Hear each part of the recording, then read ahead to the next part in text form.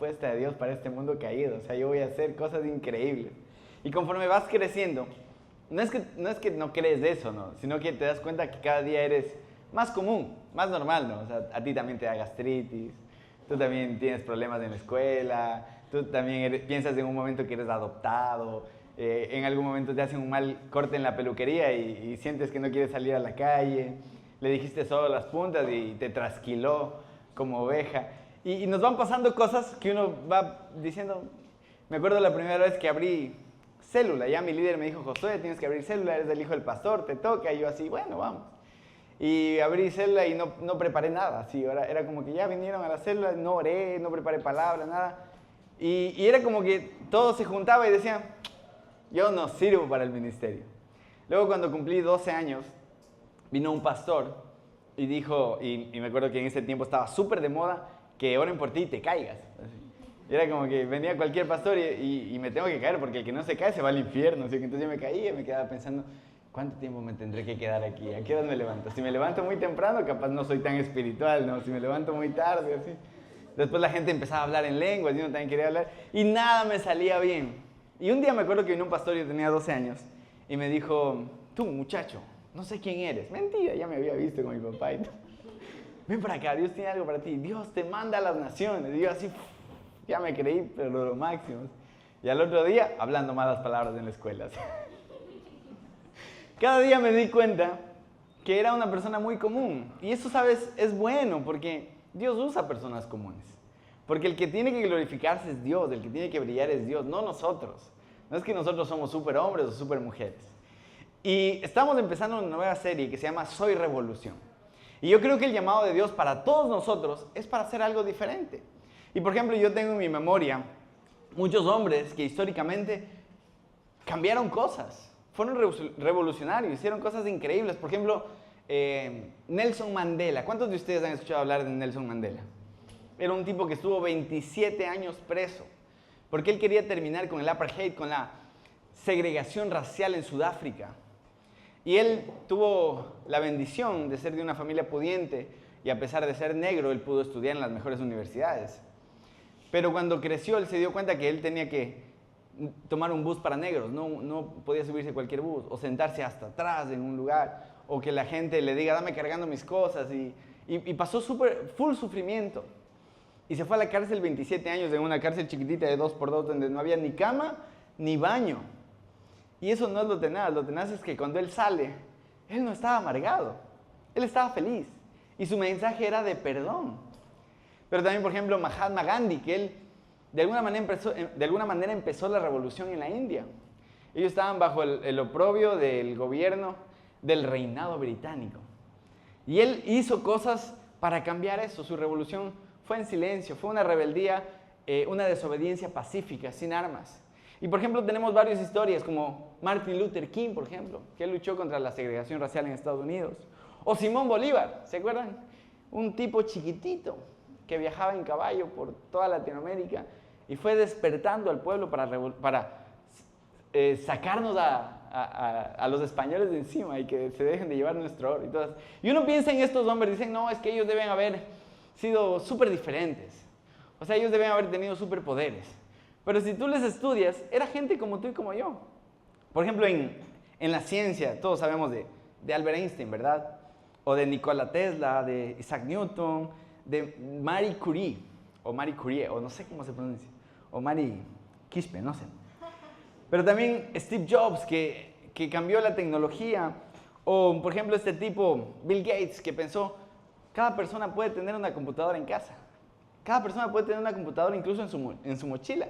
Y fueron conceptos disruptivos que fueron cambiando la historia. En el fútbol, obviamente el más grande de todos, Ener Valencia, que ha cambiado la historia. No, Messi, Cristiano, Ronaldo.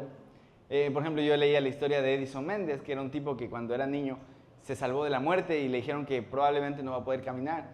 Y ha sido uno de los mejores referentes ecuatorianos. Fue el primer ecuatoriano en marcar un gol en Champions League.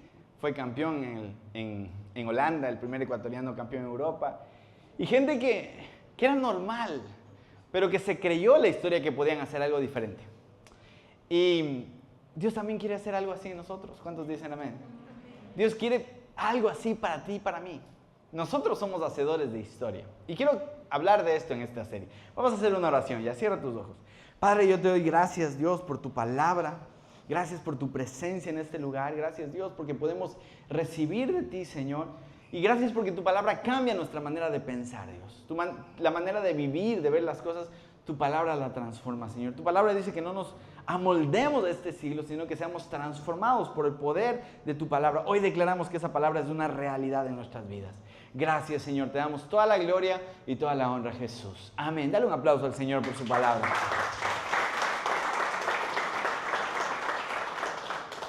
En Lucas 9, el Señor Jesús les reúne a sus discípulos y les dice en el versículo 1, cierto día Jesús reunió a sus 12 discípulos y les dio poder y autoridad para expulsar a todos los demonios y sanar enfermedades. Luego los envió para que anunciaran a todos acerca del reino de Dios y sanaran a los enfermos. Yo entendí que la mejor revolución o la revolución que vale es cuando al menos una persona es transformada por el poder de Dios a través de mi vida. Cuando yo abrí mi célula, ya a mis 17 años, yo empecé a invitar a gente a mi célula. Y entre ellos vino un chico que él tenía muchos problemas de droga y muchos problemas de alcohol. Su papá había migrado a otro país cuando él tenía como 6, 7 años. Y él se quedó solo con su mamá, pero la mamá trabajaba todo el tiempo, tenía 2 hermanos más. Y él cayó en drogas, cayó en alcohol un día. Él me cuenta que un domingo llegaron a la casa después del río con la mamá y todo. Y los amigos le llamaron, en ese tiempo se llamaba por teléfono, de cable, ¿se acuerdan? Y él contestó y le dijo, oye, vámonos a Loreto a tomar unas agüitas locas, quién sigue. Y dijo, yo a las 10 de la noche saqué el carro, tenía 17 años. Y se fue a Loreto, le agarraron los policías, durmió esa noche en la cárcel. Una vida desordenada. Alguien le invitó a la iglesia y él primero cuando llegó se enamoró de la música y empezó a ensayar la música, pero después se enamoró de Dios. Han pasado muchos años y él reconoce que ese día que Jesús llegó a su vida le cambió completamente. Hoy tiene una familia, tiene un hijo, está construyendo un edificio de departamentos de arriendo. Y su destino no era ese, su destino era las drogas, tal vez centros de rehabilitación, tal vez terminar solo, tal vez terminar en la calle, no sé. Pero sabes, cuando Jesús llega a nuestras vidas, Él lo cambia todo y eso es revolución. Pero también tengo otro discípulo que me acuerdo que su mamá había sido abandonada por un hombre machista, opresor, que le maltrataba todo el tiempo, de todas las maneras posibles. Y este hombre por fin se fue, pero esta señora se enamoró de un chico menor y este hombre quedó en la casa solo. Y me acuerdo que él iba a mi célula y un día, no sé por qué, yo no visito a nadie, estoy cambiando eso. Y le fui a visitar y cuando le vi estaba en la ventana del segundo piso llorando. Y le dije, ¿qué pasó? ¿Qué haces? Me dice, mi mamá se fue. Está embarazada de otra persona y estoy solo, yo no me quise ir con ellos y estoy aquí en mi casa. ¿Y qué has comido? Llevo 3 días tomando colada porque no sé qué más hacer. Él era un muchacho apenas. Y cometí el error de decirle, vamos a mi casa, porque desde ahí no se ha ido y vive con nosotros en la casa. Y hoy es una bendición, es uno de los mejores líderes que yo he conocido en mi vida. Porque Jesús quiere hacer eso, quiere cambiar las vidas. Y sabes, hay mucha gente endemoniada entre nosotros. Y claro, hay problemas de salud mental, pero también hay gente que está endemoniada.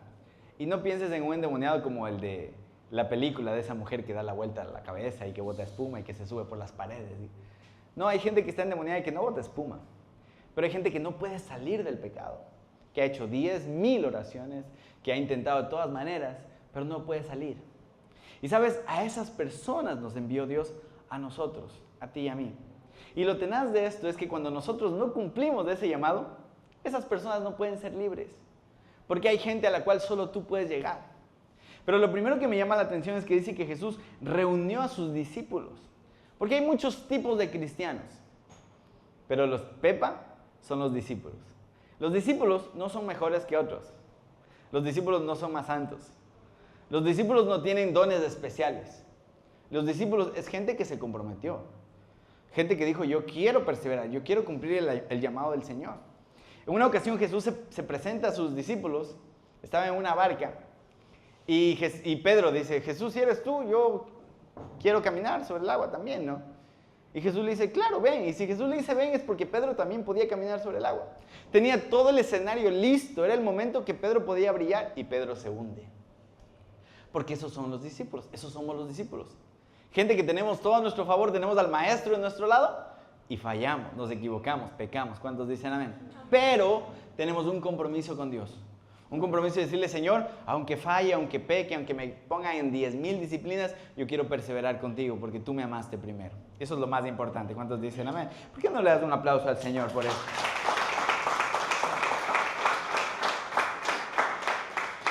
Es interesante que Jesús les dice, les envía a dos grupos, gente endemoniada y gente enferma. Y nosotros, no es que tengamos un poder intrínseco en nosotros, algo con lo que ya venimos cargados. Nosotros tenemos a Dios, ese es el poder, tenemos al Espíritu Santo y Él obra a través de nosotros. Hace 15 días yo vine a la reunión de jóvenes y yo estaba un poco ansioso porque mi hijo, el Noam, que tiene 1 año 3 meses, estaba enfermo porque hace poco cayó un virus, no sé a cuántos les dio, que eran 3 días de fiebre, una gripe intensa, dolor de cabeza y así. ¿Alguien le dio o solo a mí? ¿Ustedes no se enferman ya? ¿Son ángeles? No dejarán plumas por ahí regadas, ¿eh? Ni se enferman, Dios mío. Bueno, en mi casa todos caímos, empezando por mí, y al Noam también le dio. Yo tenía esperanza de que el Noam no se enferme porque él como toma el seno, dicen que cuando toma el seno tiene más defensas y cosas así. Pero también se enfermó, nos confiamos y bueno, pasó con fiebre, pasó mal y todo así. Y el sábado que yo tenía que venir a predicar fue el peor día. O sea, no quería ni hablar, se levantaba, veía, no. Él es una persona, un guambra súper lindo, o sea, sonríe todo el tiempo, te hace bromas, te da besos, tú te distraes y hace y te doy un beso en la boca, en la nariz, en donde sea, te abraza, es increíble. Pero ese día nada, así estaba. Y yo me acuerdo que vine a la reunión de jóvenes y prediqué, después de la predica, algunos subieron a la tarima, una chica me dijo, qué lindo, yo sentí a Dios por primera vez en mi vida, sentí la presencia de Dios, fue increíble, y yo así. Y cuando llegué a la casa, mi esposa me dijo, el Noam está enfermo, estoy preocupada, llevémosle al doctor. Y ese rato me enojé porque dije, Señor, yo sentí tu presencia acá, ¿por qué no le sanas? Dije, Señor, en el nombre de Jesús yo reprendo la enfermedad y todo demonio de enfermedad, ahora se va. Y nos subimos al carro y nos fuimos al doctor acá, mi doctor cubano de confianza, un tipo bárbaro. Y el doctor me dice, ¿qué tiene el Noam? Y yo no sé, es como cuando está dañado tu carro, lo llevas al mecánico y ya no se daña. Y no, es que está enfermo y no quiere levantar. Y el doctor le dice, no, este tipo no tiene nada, está muy bien, ¿qué te pasa? Y yo así, pero no sabes quedar mal, no, enferma. Y el Noam estaba sano, bro. Entonces ahí fue como un llamado de atención de parte de Dios, decir, hay que creer en lo que Dios puede hacer a través de nosotros. Porque a veces creemos que Dios puede hacerlo en tal lugar, y a través de nosotros también. Hay gente en necesidad. Y a veces hay gente que se presenta y uno sabe que puede orar y uno sabe que Dios puede hacer un milagro y uno no ora. ¿A cuántos les ha pasado? Y nosotros necesitamos entender que no somos nosotros. No es que tenemos un récord intacto, invicto de santidad de los 2 últimos años. He sudado agua bendita, por eso. No, Dios usa a la gente más pecadora como nosotros. A cualquier persona. Porque Él es el que hace milagros, no nosotros. Él es el Dios poderoso. Amén. Dale un aplauso a Dios, por favor.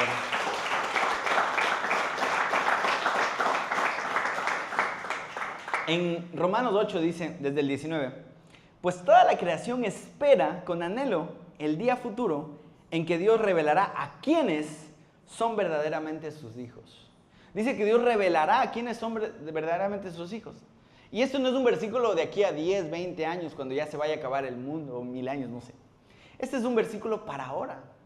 La creación entera, el mundo entero está esperando que Dios revele a quiénes son sus hijos. Y déjame decirte algo, tú y yo somos hijos de Dios. Y la creación está esperando que tú y yo manifestemos al Dios que está en nosotros. Y eso pasa cuando dejamos de pensar en nosotros y pensamos en la necesidad de la gente. Porque a veces el enemigo quiere que pensemos mucho en nosotros, en lo que yo quiero, en lo que yo necesito, en mis deseos, en mis anhelos. El otro día estaba scrolleando en TikTok y salió una española que decía, los primeros mandamientos de la Biblia satánica son... Y decía que los 2 mandamientos son, tu voluntad es la ley. El primero, tu voluntad es la ley. Y el segundo es, eres una estrella. Me metí a investigar los 10 mandamientos satánicos Y no son esos. Y yo pensé, se equivocó la española. Pero luego me metí a investigar más. Porque los 10 mandamientos satánicos empiezan con: no des tu opinión a menos que alguien te la pida. Y bueno, tienen así como que fueran algo súper respetuoso. Pero resulta, porque el diablo es el maestro del engaño. Él te pone algo como que fuera bueno, pero en realidad es terrible. El espíritu de los mandamientos satánicos es que tú eres el centro, que tú eres lo más importante. Y el espíritu de la palabra es que nosotros somos siervos. Nosotros estamos aquí para servir. Mayor es el que sirve. ¿Cuántos entienden eso? No vivimos para nosotros, vivimos para el Señor, para glorificar a Cristo. Pero resulta que dentro de la doctrina satánica hay un libro que se llama Guía Luciferina, que son un compendio de oraciones, que cuando los satánicos están súper mal, sacan su libro y en vez de rezar el Padre Nuestro o cosas así, sacan su Guía Luciferina. Y la primera oración de la Guía Luciferina dice: no vayan a estar leyendo ya, por favor. ¿Qué aprendiste hoy en jóvenes? No sé, déjame ver, voy a comprar un libro. Pero bueno, la primera oración de esa guía dice que debes honrar y respetar tu voluntad. Pero sabes, eso no dice la palabra. La palabra de Dios dice en Marcos 8, versículo 31. Entonces Jesús comenzó a decirles que el Hijo del Hombre tendría que sufrir muchas cosas terribles y ser rechazado por los ancianos, por los principales sacerdotes y por los maestros de la ley religiosa. Lo matarían, pero 3 días después resucitaría. Mientras Jesús explicaba esto, hablaba abiertamente de eso con sus discípulos, Pedro lo llevó aparte. Imagínate, ¿no? Jesús diciendo: el Hijo de Dios, el Rey de Reyes, viene a la tierra para morir, para que lo maten los religiosos. Y Pedro, que estaba leyendo la Guía Luciferina, capaz, en su mente, no sé, lo lleva aparte y le dice, empezó a reprenderlo. ¿Cuántos de ustedes les han reprendido? Yo le reprendo a mi hijo, a Lucas. Lucas, no se dice eso. Imagínate a Pedro hablándole así a Jesús. Ese Pedro se pasa, ¿no? Por decir semejante, Jesús, así no se habla. ¿Cómo vas a decir eso, papito? No. Qué loco, Pedro. Y mira lo que dice el versículo 33. Jesús se dio la vuelta, como novela mexicana, ¿no? Así. Miró a sus discípulos y reprendió a Pedro. Aléjate de mí, Satanás. Ahora, ¿quién era Pedro? Pedro era un tipo que estaba con Jesús. O sea, si hubiesen niveles, Pedro nos daba palo a nosotros. Porque yo no he visto a Jesús. Yo no he estado con Jesús así como que físicamente, ¿no? O sea, yo he sentido la presencia de Dios. Cuando oro sé que el Espíritu Santo está ahí y el Espíritu Santo me revela a Cristo. Pero Pedro estaba con Jesús. Y yo pensaba, si Pedro, que estaba con Jesús, es llamado por Jesús Satanás, imagínate lo que nos diría a nosotros. Fuerte, ¿sí o qué? Dijo, ves las cosas solamente desde el punto de vista humano, no del punto de vista de Dios. Y ese es el problema nuestro. Ese es el problema mío. No sé de ustedes, pero es mi problema. Porque muchas veces mi enfoque no está en lo que Dios quiere hacer, sino en lo que yo quiero que Dios haga en mi vida. Y siendo honestos, el 99% de las oraciones mías son egoístas. Señor, cuida a mis hijos. Señor, cuida a mi esposa. Señor, dame para la gasolina. Señor, sáname. Gracias, Señor, porque tú me vas a prosperar este año. Gracias, Señor, porque voy a encontrar buenas ofertas en Temu. Gracias, Señor, por con quién me voy a casar, tal vez. Porque no se me va a engordar.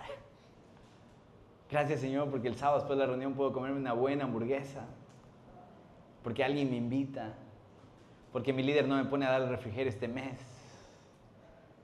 Gracias, Señor, porque la profe de química se enferma esta semana. Es broma, ¿no? Muchas veces nuestras oraciones son así. Porque no tenemos el punto de vista de Dios. Señor, ¿cuál es tu plan? Amén, ay, ay, ay. Dice el versículo 34. Entonces llamó a la multitud para que se uniera a los discípulos. Y dijo, si alguno de ustedes quiere ser mi seguidor, tiene que abandonar su propia manera de vivir, tomar su cruz y seguirme. Si tratas de aferrarte a la vida, la perderás. Pero si entregas tu vida por mi causa y por mi causa de la buena noticia, la salvarás. Una vez salimos a hacer evangelismo con mis discípulos y nos fuimos a un barrio donde consumen. Y uno de ellos, de mis discípulos, no quería ir.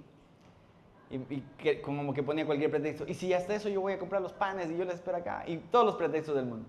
Y yo no, vamos, mi bro, vamos. Cuando fuimos a predicar, él lloraba nomás. Y quería orar por alguien y no se atrevía. Y acabamos de evangelizar y fue hermoso. Él creo que se ganó a 2 o 3 para su celda. Y cuando volvimos, no paraba de llorar. Yo le decía, mi bro, ¿qué pasa? ¿Estás bien? Y me abrazó y lloraba. Me decía, Josué, ¿yo cómo puedo ayudar si yo todavía sigo consumiendo? Y sacó la droga. Y yo me quedé frío porque yo nunca había visto la droga. Y dije, ¿sano? No. Y me acuerdo que yo le dije, fue Dios. O sea, yo le dije, bro, nosotros no ayudamos a otros porque estemos sanos. Nosotros ayudamos a otros porque también estamos enfermos y sabemos cuánto la gente necesita a Dios. Y claro, ese fue el último día que él consumió. Al día de hoy es uno de mis discípulos, de mi discipulado. Y de eso se trata. A veces estamos heridos, pero heridos, golpeados, a veces derrotados, estamos haciendo lo que el Señor nos llamó a hacer. Eso es lo más importante. ¿Cuántos dicen amén? Dale un aplauso al Señor.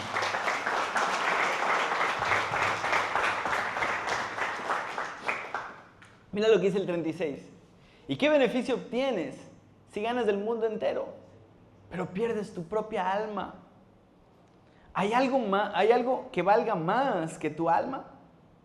Si alguien se avergüenza de mí y de mi mensaje en estos días de adulterio y pecado, el Hijo del Hombre se avergonzará de esa persona cuando regrese en la gloria de su Padre con sus santos ángeles.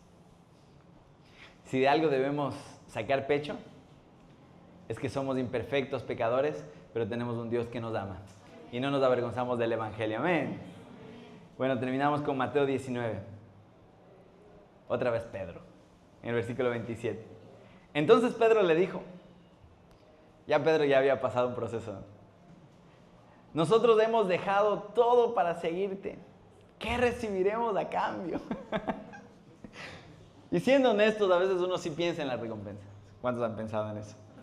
Uy, qué vergüenza. No, mentira, todos pensamos. Y a veces, uno dice, yo pensaba, les abro mi corazón, no le cuenten a nadie, los de TikTok también no cuenten. A veces a uno le va súper bien y hace el encuentro y todo. Me acuerdo que una vez yo serví en otra iglesia y el encuentro empezaba viernes 2 de la tarde y terminaba el sábado a las 6 de la tarde y íbamos a la reunión de jóvenes y ahí les presentábamos. Y para ir a servir en el encuentro nos hacían ayunar desde el jueves de la noche, ayunábamos el viernes todo el día. Y yo pensé que en el encuentro nos iban a dar de comer. Y nos dijeron, no, los líderes siguen ayunando hasta mañana. Y yo, ¿qué? Y ayunamos hasta el sábado. Y cuando llegamos a la iglesia, yo pensé que nos iban a recibir con comida o con nada, brother. Gracias. Yo no tenía ni plata. Si hay un amigo le dije, llévame a la casa. Ay, me queda lejos tu casa. Bueno, vamos, y de mala gana. Yo vivía solo. Bueno, vivía con mis hermanas, pero mis hermanas estaban de vacaciones. Y yo me quedé en Quito para servir en el encuentro. Y cuando llegué a la casa había un pan duro y medio aguacate negro en la refri. Así ya mal. Y yo me enojé, le dije, Señor, te vengo sirviendo y no hay comida. Y me puse a llorar así, porque los hombres también lloramos. Estaba molesto, así, Señor. Al ratito me llama mi mamá, mijito, ¿cómo estás? ¿Ya comiste? Ay, te deposité. Yo digo, wow, Dios, a pesar de que me quejé, me diste. Porque Dios es fiel. Y ese rato llamé a una pizza, me pegué una Pizza Hut para mí solito. Dios es fiel. Pero Jesús le contesta en el versículo 28. Les aseguro que cuando el mundo se renueve y el Hijo del Hombre se siente sobre su trono glorioso, ustedes que han sido mis seguidores también se sentarán en 12 tronos para juzgar a las 12 tribus de Israel. Mira lo que dice el 29. Y todo el que haya dejado casas, o hermanos, o hermanas, o padre, o madre, o hijos, o bienes por mi causa, recibirá 100 veces más a cambio y heredará la vida eterna. Pero muchos que ahora son los más importantes, en ese día serán los menos importantes. Y aquellos que ahora parecen menos importantes, en ese día serán los más importantes. Escuchaba el testimonio de un hombre que decía que a él le costaba predicar, le daba vergüenza predicar en las calles, le decían, invita a la gente a la célula, y él le daba vergüenza siempre. Y un día, dice que entró a una tienda y vio que alguien medio conocido estaba ahí. Y dice que sintió en su corazón, tienes que acercarte. Y como que le daba vergüenza y se acercó y le dijo, ¿cómo estás? Y esta persona estaba mal. Y le dijo, sabes que estoy mal, recibí un diagnóstico mal, tengo miedo. Y este amigo le dijo, se llama Roberto Benedetti, está en TikTok, si pueden lo pueden seguir. Y Roberto le dijo, ¿puedo orar por ti? Mi esposa y yo somos cristianos y creemos que Dios puede hacer algo en tu vida. Y le dijo, sabes, yo soy ateo, yo no creo en nada. Le dijo, no importa, igual yo sé que Dios te puede tocar, ¿puedo orar por ti? Y le dijo, sabes que sí, necesito oración. Y oró, y este tipo lloró. Y dice que el pastor Roberto sintió en su corazón, tengo que hacerle aceptar a Jesús, pero le daba vergüenza. Había mucha gente y todo estaba así. Y le dijo, ¿qué sentiste en la oración? Sentí que quiero conocer a Dios. Chévere, nos vemos. Dice. Esta es historia real. Dice que pasaron unos días y vio una publicación en Facebook que esta persona había muerto. Y se sintió súper mal, porque dijo, pude haberle hecho aceptar a Jesús, pude haber ido más allá. Y se fue al funeral. Y en medio del funeral, dice que estaban ahí todos, se paró el hermano del fallecido. Y dijo, como ustedes saben, toda la familia somos cristianos. Y mi hermano, él se apartó de Dios y hace unos años dijo que era ateo, que no quería creer, se enojó con Dios por cosas que pasaron. Y siempre estuvimos orando por él. Hablábamos, le hacíamos leer la Biblia, orábamos por él, pero nunca quiso. Pero hace unos días, dice, llegó contento de la calle. Llegó llorando y dijo, me encontré con Dios, sentí a Dios. En eso el pastor Roberto se puso a llorar y al final se acercó y dice, yo estuve ahí.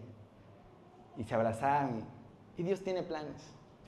Dios siempre hace cosas lindas, pero qué lindo que nosotros seamos parte de esos planes. ¿Cuántos dicen amén? Amén, ponte de pie, por favor. Quiero unir todas las ideas que tenía y es que al principio les hablaba de esta gente exitosa, revolucionaria, disruptiva y que nosotros somos muy normales, ¿sí o no? Pero tenemos un Dios que es poderoso, que puede hacer milagros y maravillas cuando disponemos del corazón. Y quiero dejar eso en tu corazón. Hace unos años atrás, música angelical, otro nivel aquí arriba. Está aquí, me inviten más seguido a predicar. Abajo hay que hacer muchas bromas porque esos guambras se distraen rápido. Es duro. Hay un hombre que yo amo mucho, pero yo estuve resentido con él un tiempo, que es mi pastor, el pastor David. Ponle nomás la música. Toda linda. El pastor David es un norteamericano que vino a estudiar en un instituto bíblico en Bolivia, hace como 50 años atrás, no sé. Y se enamoró de la pastora Katy. Y ellos empezaron la obra en Quito, Comunidad de Fe, empezaron.